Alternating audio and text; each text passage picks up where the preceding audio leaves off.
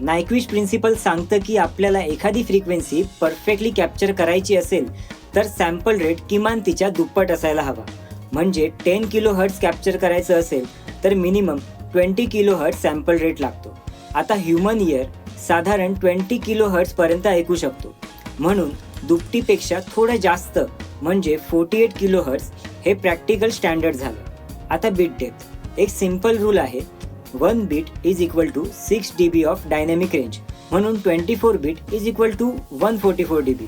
Human ear theoretically 120 dB पर्यंत perceive करू शकतो, पण कम्फर्टेबल लिसनिंग साधारण 60 to 80 dBच्या आसपासच असतं.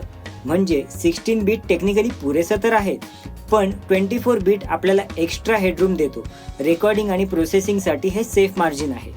तर गरजेपेक्षा कमी नाही आणि एकदम जास्त सुद्धा नाही, म्हणून 48-24 हा परफेक्ट बॅलेन्स आहे. तरीसुद्धा 44-16 डिस्ट्रीब्युशनसाठी वापरला जातो आणि 96 किलो हर्ट्ज 32 बीट फ्लोट हाय एंड वर्कसाठी यूज होतं.